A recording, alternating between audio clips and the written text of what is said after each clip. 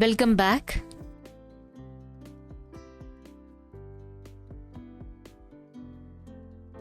We will continue from here. This is the last question of re-exam 2024 paper. Assertion statement: during the transportation of gases, about 20 to 25% of carbon dioxide is carried by hemoglobin as carbaminohemoglobin. This is correct, 20 to 25%. The binding is related to high pCO2 and low PO2 in tissues. The statement is correct, and this is the correct justification of assertion.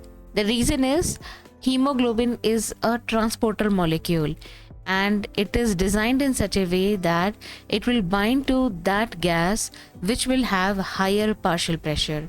So in the tissues, the partial pressure of carbon dioxide is high, it is around 45, and PO2 is low, it is 40. So this is on higher side.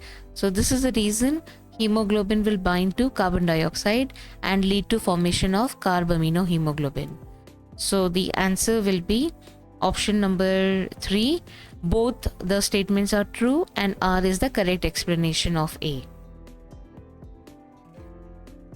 When you consider oxygen and CO2, okay, the percentage of oxyhemoglobin is 97% and carbon dioxide is 20 to 25%. Then another value which you have to remember is the dissolved oxygen. This will be 3% and this is dissolved carbon dioxide is 7%. And the last value which you should keep in mind is the percentage of bicarbonate. It is 70%. Okay, so carbon dioxide is transported in 3 different forms: as carbaminohemoglobin, as dissolved carbon dioxide, and as bicarbonate. Oxygen, on the other hand, is transported in 2 different forms: as oxyhemoglobin and as dissolved oxygen. So finally we reach the end of OG series on human physiology. Stay tuned for other topic, and thanks a lot for watching.